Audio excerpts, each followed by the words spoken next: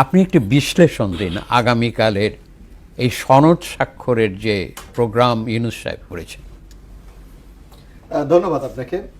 ধন্যবাদ আমাদের সহ আলোচক জনাব শহীদ খন্দকার সাহেব এবং দর্শক সবাইকে আমি শুভেচ্ছা জানাচ্ছি। আপনি যে কথাটি বলেছেন, জুলাই সনদ আমি মনে করি বাংলাদেশের মানুষের আকাঙ্ক্ষারই একটি প্রতিফলন। অর্থাৎ শেখ হাসিনার অত্যাচারে নির্যাতনে বাংলাদেশটা যেভাবে বিধ্বস্ত হয়ে গেছে, বাংলাদেশ যেভাবে তার গতিপথ হারিয়েছিল, সেই পথ হারা প্রতীককে একটা সঠিক পথে নিয়ে আসাই হলো জুলাই এই সনদ, যেটাকে আমরা বলি, অর্থাৎ আকাঙ্ক্ষাটা যেটা। এবং বাংলাদেশের রাজনৈতিক দলগুলির উচিত, আমি যেটা ব্যক্তিগতভাবে মনে করি, এই আকাঙ্ক্ষাকে ধারণ করে আগামী দিনে বাংলাদেশটাকে এগিয়ে নিয়ে যাওয়া। রাজনৈতিক দলগুলির মধ্যে মতপার্থক্য থাকবে, এইটাই গণতন্ত্রের একটি নীতি রীতি। আপনার আলোচনা থাকবে, সমালোচনা থাকবে, তর্ক থাকবে, বিতর্ক থাকবে। সর্বশেষ মানুষের স্বার্থে যে সিদ্ধান্তটা ঐক্যমত্যভাবে নেওয়া যায়, সেইটাই আমি মনে করি রাজনীতির জন্য সবচেয়ে কার্যকরী একটি পদ্ধতি।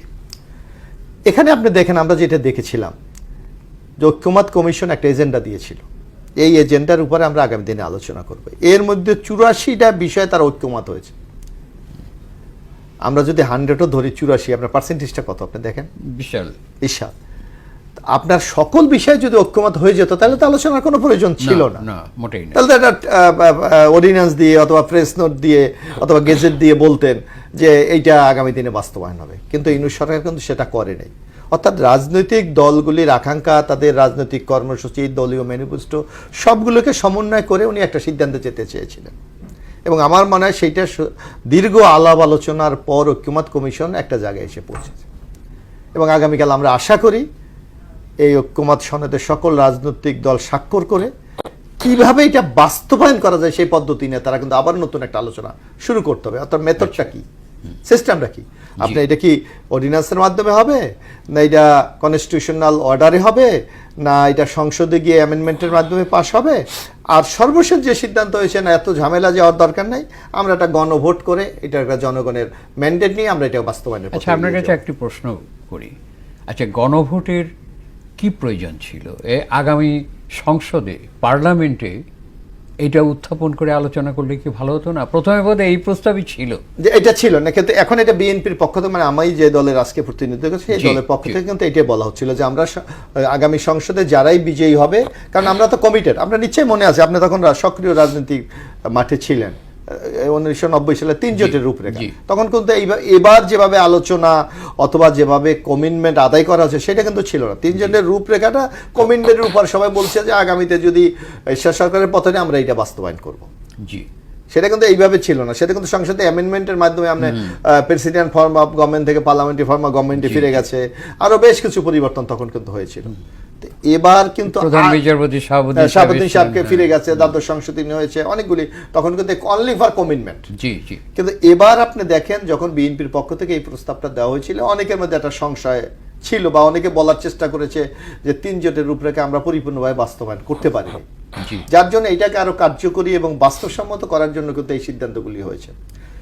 এবং আমরা মনে করি আপনি যে কথাটি বলেছেন, হ্যাঁ, রাজনৈতিক দলগুলির যদি ঐক্যমত হয় তাহলে কিন্তু গণভোটের কোনো প্রয়োজন ছিল না।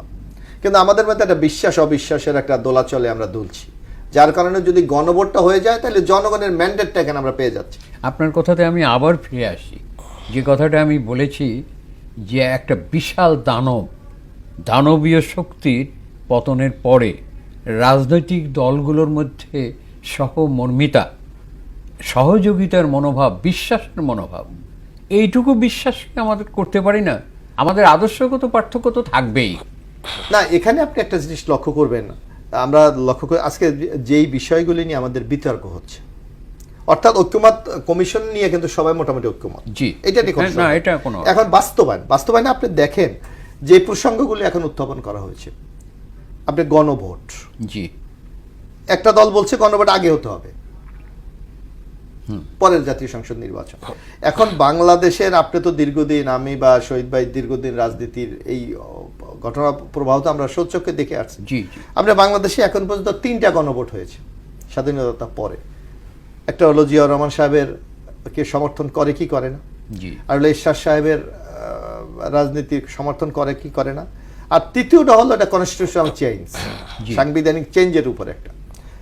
আমাদের সবারই কিন্তু খুব একটা সুখকর অনুভূতি নাই, কারণ মানুষ মনে করে এটা তো বাস্তবায়ন হয়ে যাবে, আমি কেন ভোট দিতে যাব, এরকম একটা টেন্ডেন্সি কিন্তু আমাদের মানুষের মধ্যে আছে। কারণ ইউনূস সরকারকে কিন্তু বাংলাদেশের যে কোনো মানুষকে দেখেন আমরা একে সমর্থন করি, কিন্তু এইটাকে ভোট কেন্দ্রে গিয়ে বৈধতা দিয়ে আইনে পরিণত করতে হবে এই তাগিদটা কিন্তু অনেক অনুভব করে না।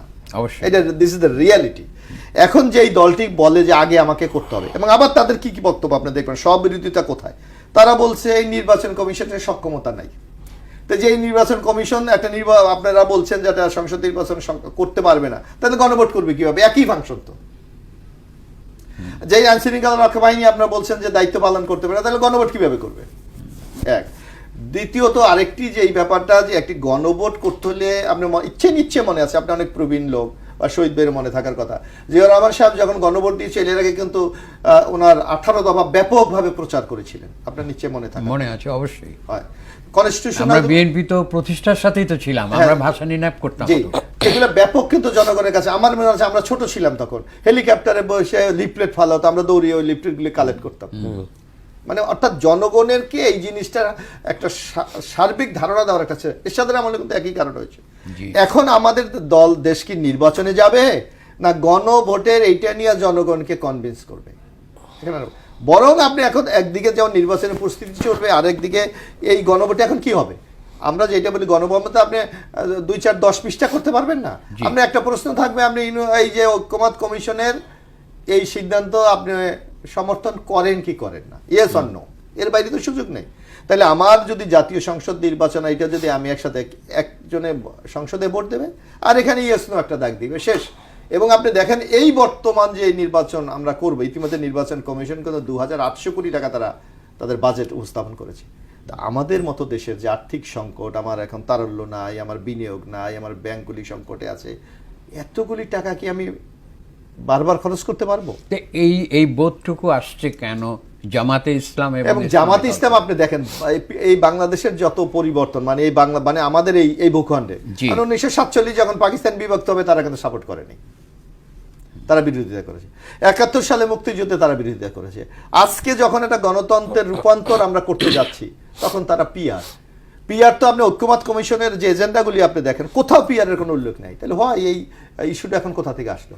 অর্থাৎ এই প্রক্রিয়াগুলিকে বাধাগ্রস্ত করার জন্য এবং কারো কোনো বিশেষ এজেন্ডা বাস্তবায়ন করার জন্য বাংলাদেশে একটা মানে অন্যরকম একটা সিস্টেম তৈরি করার জন্য এই কাজগুলি আসবে। আজকে দেখেন একটা কনস্পিরেসি কিন্তু চলছে প্রতিনিয়ত, আমরা কিন্তু এক একটা পুরো। এবং আপনি সবচেয়ে বড় সংকটটা যেটা হবে, আপনি আমি যেটা ব্যক্তিগতভাবে আমি মনে করি যে আপনি যদি এখন গণভোট করেন, আপনি কত পার্সেন্টেজকে স্ট্যান্ডার্ড ধরবেন?